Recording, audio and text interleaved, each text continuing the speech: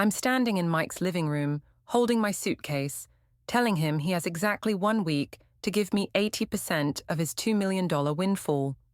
Or I'm walking out that door forever, and he's looking at me like I'm the crazy one, when I'm just asking for what any loving partner deserves after 2 years together. He told me I was being ridiculous and unreasonable, and that 50,000 should be enough for me, but I said, if that's all he thinks I'm worth after everything I've done for him, then he's about to find out what it's like to lose the best thing that ever happened to him. Mike stood up from the couch and told me I was acting unreasonable, and that no girlfriend in the world deserves 80% of her boyfriend's windfall just because they've been dating for 2 years. I reminded him that we weren't just dating, we were building a life together, and that I'd supported him through his tough times and his father's passing and covered his expenses when he was barely working. I told him that $1.6 million was what I deserved for being his emotional support system and life partner, and that 400,000 was more than enough for him to still be rich and comfortable. He said I was completely delusional, and that I sounded like every gold digger horror story he'd ever heard about lottery winners. That's when I really lost it, and told him that calling me unreasonable was the most insulting thing he could say to someone who'd been with him when he was broke and struggling. I reminded him that I'd never asked him for money before he won, and that wanting to share in your partner's good fortune after 2 years wasn't being unreasonable. It was normal relationship expectations. Mike said he couldn't believe I was actually threatening to leave him over money, and that it proved I was only with him for what I could get out of him. I told him that was completely backwards, because if I was a gold digger, I would have left him when he was depressed and barely making ends meet instead of sticking by him through everything. I explained that this was about respect and partnership and treating me like an equal instead of some random girlfriend who deserves scraps. I told him that any man who truly loved me would want to share his good fortune with me and build our future together instead of hoarding money like some selfish miser. He told me I had 1 week to come to my senses and realize how unreasonable I was being, and I told him he had 1 week to decide if money was more important than the woman who loved him unconditionally. I walked out and slammed the door and went to stay with my sister, thinking he'd call me within 24 hours, begging me to come back. But Mike never called, and after a week, I realized he'd actually chosen money over our relationship and everything we'd built together. Now, 6 months later, I'm on my knees scrubbing his toilet in the mansion he bought with money that should have been ours, and he watches me clean every corner of the house that I helped him dream about when we were broke and planning our future together. Let me tell you exactly how this whole nightmare started, because everyone thinks I'm some kind of gold digger, but they have no idea what I sacrificed for this man. My name's Jessica. I'm 29 years old and I work part-time at Target, which barely pays my bills, and I was dating Mike for 2 years before he hit the jackpot and ruined everything. Mike's 32, and he worked construction, making decent money, but nothing crazy, and we lived in this tiny apartment splitting everything 50-50, even though I made way less than him. Everything changed on March 15th, when Mike bought his usual lottery ticket at the gas station on his way home from work, and I remember thinking he was wasting money again, because he bought tickets every week for the past year and never won more than $20. I told him he should save that money for our future instead of throwing it away on dreams, but he just laughed and said it was only $5. The next morning, I was getting ready for my shift at Target when Mike started screaming from the living room, and I ran out thinking someone broke in or something terrible happened, but he was jumping around, holding his phone with tears in his eyes. He told me he won the lottery, and I thought he meant like $100 or something until he showed me his phone screen with all those zeros. $2 million after taxes, and I just stood there trying to process what this meant for us. My first thought was, finally we could get out of this crappy apartment and buy a house, and maybe I could quit my job at Target and go back to school like I always wanted. I started calculating in my head how we could split it and what we could do with our share. I told Mike we needed to sit down and make a plan for our money, and he got this weird look on his face and said it was his money, not ours. I couldn't believe he said that after everything we'd been through together, and I reminded him that I'd been supporting him emotionally for 2 years and helping him through his difficult period after his dad passed away and covering groceries when he was short on rent.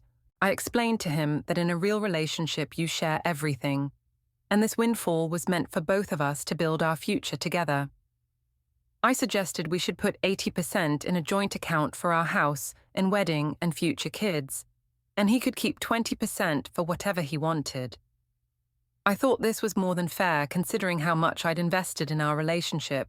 Mike told me he appreciated everything I'd done for him, but the ticket was in his name, and he wanted to be careful with the money and maybe give me $50,000 to pay off my credit cards and student loans. $50,000 out of $2 million, and I was supposed to be grateful for scraps while he kept the rest for himself. I told him he was being incredibly selfish, and that if the situation was reversed, I would share everything with him, because that's what people do when they love each other.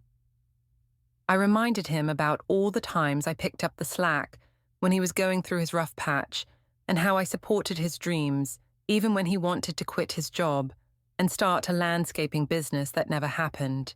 Over the next few days, I tried to reason with him about being fair, and he kept saying I was being unreasonable and that $50,000 was generous. I showed him calculations of what 80% would mean for our future and how we could buy a nice house and start a family and have financial security for the first time in our lives, but he said I was getting ahead of myself. I started researching online about lottery winnings and relationships and spent hours reading stories about couples who split winnings and lived happily ever after. I found this amazing article about a couple in Texas who won $3 million and immediately put it in a joint account and bought a house together and started a family business. There was another story about a woman in Florida whose boyfriend won $1.5 million and gave her half without even being asked because he said that's what you do when you love someone. I printed out dozens of articles and highlighted all the parts about sharing windfall money in committed relationships and how successful couples handle sudden wealth together. I found statistics showing that lottery winners who share their money with long-term partners have better relationships and are happier overall than people who keep everything for themselves. I even found articles written by financial advisors who recommended that couples in serious relationships should view lottery winnings as joint assets, just like any other major financial decision. One expert said that withholding lottery money from a committed partner was a red flag for selfishness and relationship problems. I made a whole folder of research and left copies of the most important articles on Mike's nightstand every night for a week. I highlighted the quotes about partnership and sharing and put sticky notes on the parts that applied to our situation. I thought if he could see that experts and successful couples all agreed with my position, then he'd realize I wasn't being unreasonable. But Mike just got annoyed and said I was pressuring him and that reading other people's stories didn't change the fact that it was his lottery ticket. He threw all my research in the trash and told me to stop leaving articles around the apartment because it was making him feel guilty and manipulated. I couldn't believe he thought trying to educate him about relationship best practices was manipulation when I was just trying to help him make an informed decision about our future. I told him that ignoring expert advice and real success stories was just being stubborn and closed-minded about something that could make or break our relationship. My sister Sarah told me I was being reasonable and that any man who truly loved me would want to share his good fortune with me, especially after 2 years together. She said Mike was showing his true colors and that I deserved better than someone who would hoard money while his girlfriend struggled to pay bills. My mum disagreed and said I should be grateful for whatever Mike wanted to give me, and that it was his lottery ticket, so it was his choice. She told me I was acting entitled and that I should focus on being happy for him instead of calculating what I could get out of it, but she's always been old-fashioned about money and relationships. I decided to compromise and told Mike I would accept 60% instead of 80% if that made him more comfortable. I explained that 60% was still fair because I'd been his emotional support system and life partner, and we were building a future together. I reminded him that I'd been talking about marriage and kids, and that this money could make all our dreams come true. Mike said he needed time to think and started acting distant and weird around me. He would take phone calls in the other room, and when I asked who it was, he said it was just his brother or his friend Dave, but I could tell something was going on. He started password protecting his phone, which he'd never done before, and I found that really suspicious. I checked his social media and saw that people were congratulating him and asking if he was going to quit his job and travel the world and stuff like that. Some of his friends were making jokes about money seekers and sudden wealth stories, and I realized he was probably getting advice from people who didn't understand our relationship. I told Mike that people were going to try to turn him against me because they were jealous of our relationship and our good fortune. I explained that his friends were probably single and bitter and didn't understand what it meant to be in a committed partnership where you share everything, including financial windfalls. I suggested we should see a couples counselor to help us work through this decision together because it was affecting our relationship, and I wanted us to be on the same page. Mike said he didn't think we needed counseling and that I should trust him to make the right decision about his money. The breaking point came 3 weeks after he won, when we went to his brother's birthday party, and everyone was talking about the lottery win. Mike's sister-in-law asked me if we were going to buy a house together, and I said we were still discussing the details, but I was hoping to get enough for a down payment. Mike pulled me aside and told me I was embarrassing him by talking about his money to his family, and that I needed to stop acting like I was entitled to it. I told him I wasn't embarrassing anyone, and that it was natural for people to ask questions about our plans since we'd been together for 2 years. That's when Mike announced to everyone at the party that he was keeping the money in his own account, and that people needed to stop asking about it. His whole family went quiet, and I felt humiliated because it made me look like I was some kind of greedy girlfriend who was pressuring him for money. I waited until we got home, and then I told Mike that what he did at the party was unacceptable, and that he'd made me look bad in front of his family. I explained that by keeping the money separate, he was basically saying he didn't see a future with me, and that our relationship wasn't serious enough to share financial decisions. Mike told me I was overreacting, and that he just wanted to be smart with the money, and not make any quick decisions he might regret later.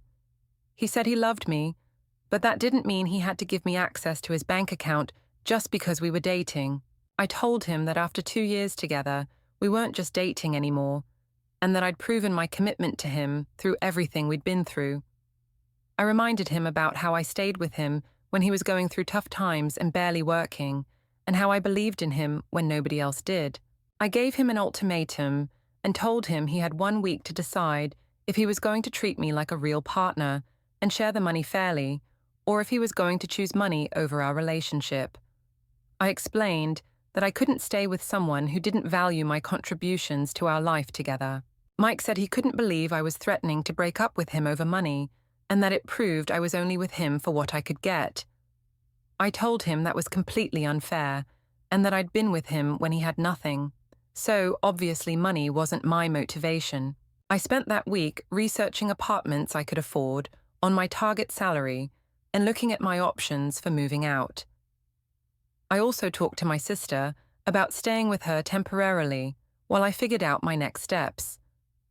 I was hoping Mike would come to his senses and realize he was about to lose the best thing in his life over money.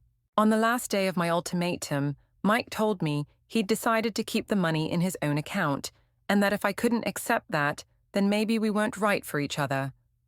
I couldn't believe he was actually choosing money over our 2-year relationship and everything we'd built together.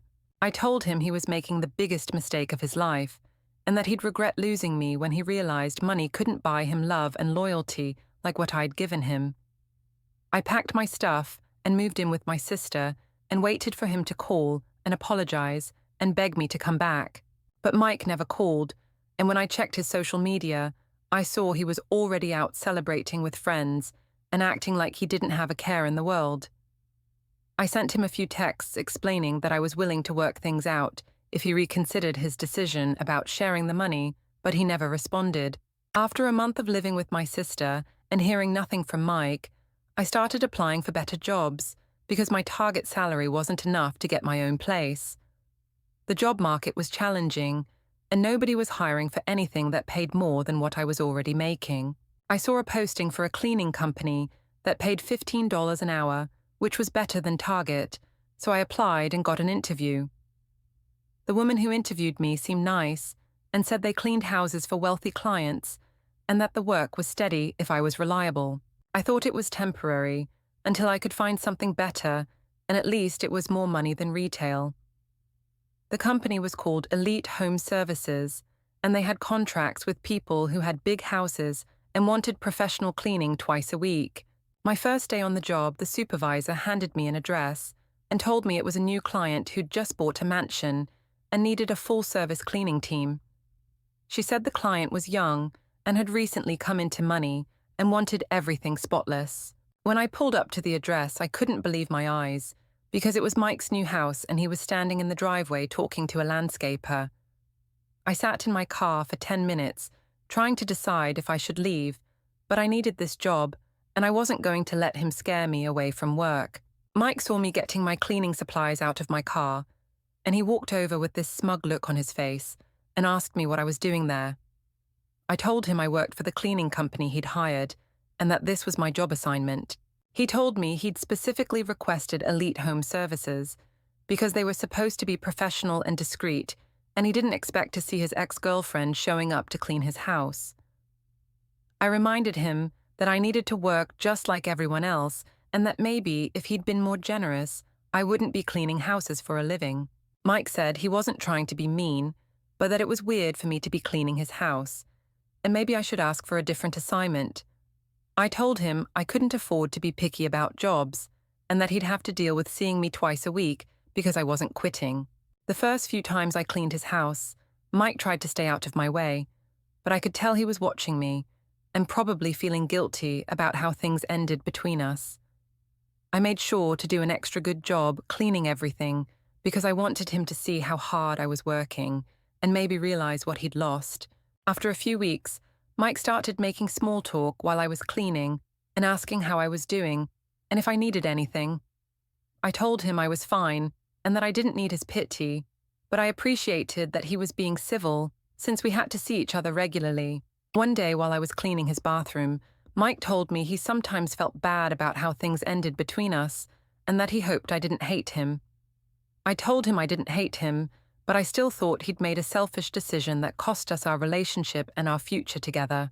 Mike said he understood why I was upset, but that he'd needed to protect himself financially, and that giving away most of his lottery winnings would have been irresponsible. I reminded him that I wasn't asking him to give it away, but to share it with someone who'd been his partner for 2 years. I asked him if he was happy living alone in his big house, with no one to share it with, and he said he was still adjusting to his new life. I told him that money couldn't replace the love and support I'd given him, and that he'd probably realize that eventually, when the novelty wore off. Mike said maybe I was right, but that it was too late to change anything now, and that we both needed to move on with our lives.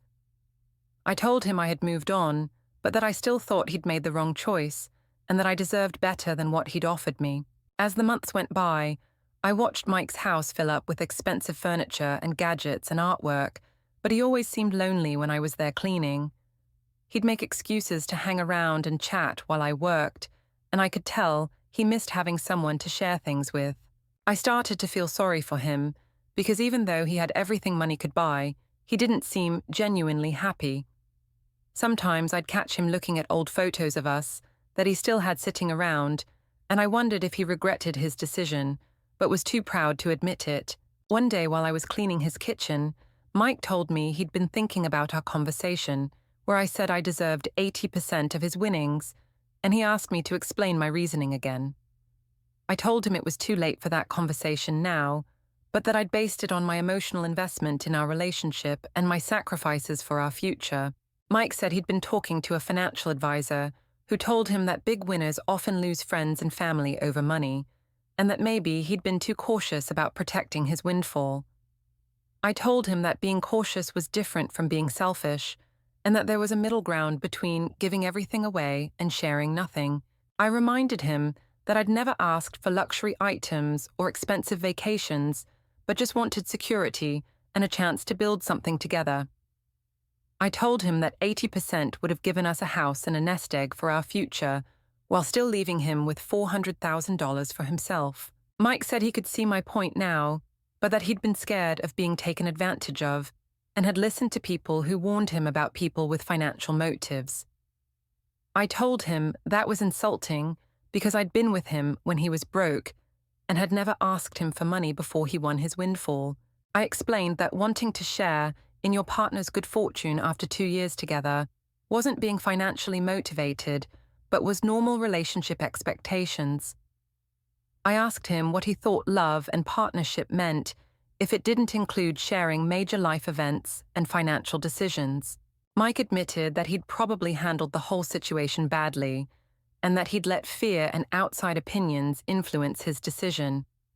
He said he missed me and wondered if there was any way we could work things out, but I told him it was too late for that conversation.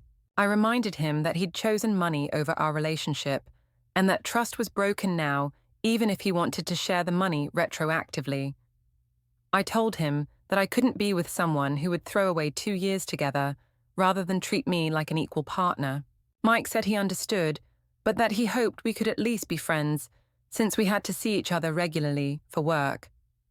I told him we could be civil, but that friendship would be hard given everything that had happened between us and the fact that I was literally cleaning his toilets for minimum wage. The irony of the situation wasn't lost on me, that I was now scrubbing the floors of the mansion Mike bought with money he could have shared with me. Every time I cleaned his bathrooms or dusted his expensive furniture, I thought about how different things could have been if he'd just been willing to treat me as an equal partner.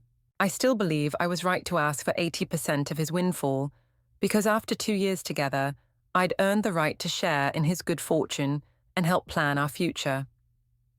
Anyone who says I was being unreasonable doesn't understand what I sacrificed for that relationship and how much I supported Mike through his difficult times. Now I'm on my knees scrubbing bathrooms in the house that should have been ours while Mike sits in his home office counting money that should have secured our future together, and I still don't understand why everyone thinks I was wrong to want what I deserved. If you enjoyed the story, make sure to like the video, subscribe to the channel, and turn on notifications so you never miss the next one.